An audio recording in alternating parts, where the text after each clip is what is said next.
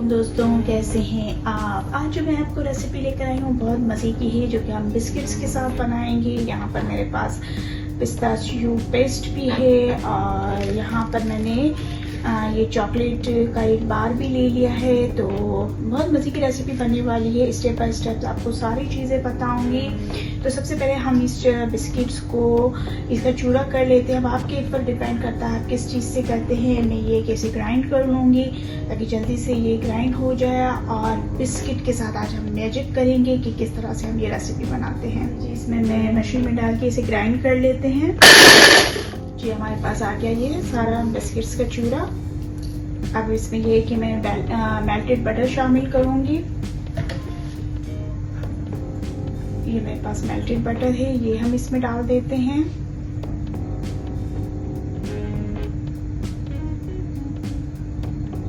और इसको मिक्स करते हैं। अगर मज़ीद ज़रूरत हुई तो हम मज़ीद इसमें डालेंगे। थोड़ा डाल के पहले इसे मिक्स करते हैं।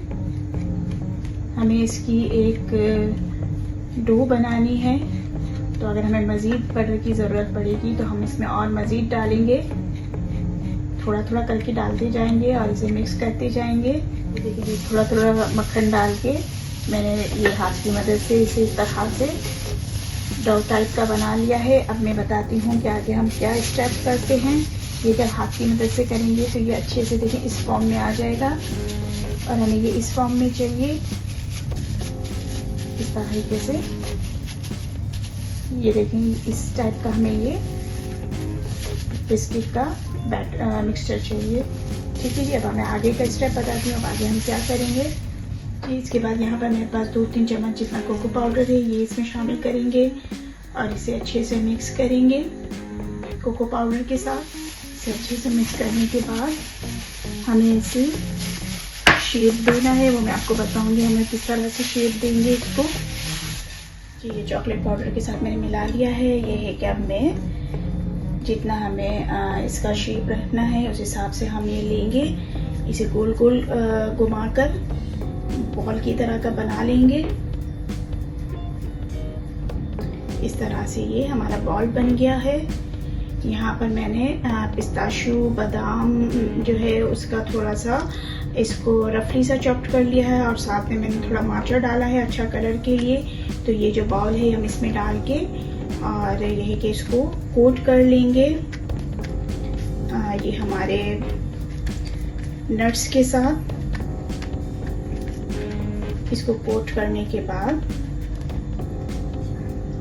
अभी इसे हमें एक अच्छा सा शेप देना है। ये कोट हमने कर लिया। अब यहाँ पर मैंने एक छोटी सी प्याली ले ली है और इसमें ये एल्युमिनियम फॉइल लगा लिया है।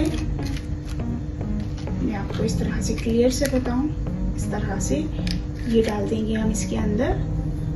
और किसी भी लकड़ी की मदद से, कोई भी ऐसी डंडी हो, मैंने फिर ये बेलन ले लिया है, उसकी मदद से मैं इसे प्रेस करूंगी इस तरह से।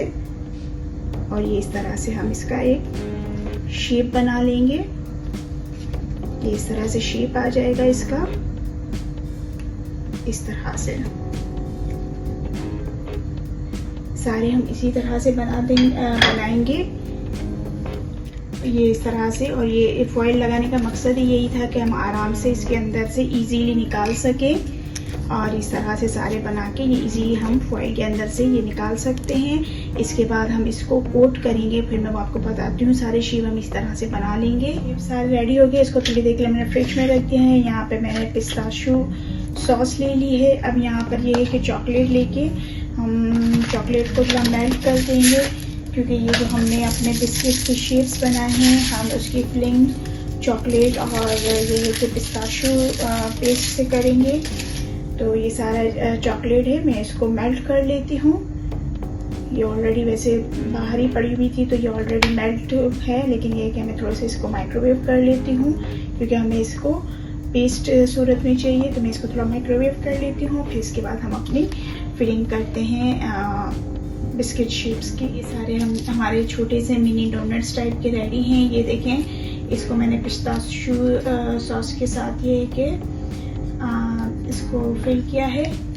इसी तरह से कुछ को हम चॉकलेट के साथ करेंगे, कुछ को हम पिस्ताशियो के साथ करेंगे। تو یہ ہے کہ اس کو ہم چاکلیٹ کے ساتھ کر لیتے ہیں. اس میں چاکلیٹ کی فلنگ کر لیتے ہیں. چاکلیٹ کو میں نے میلٹ کر دیا ہے.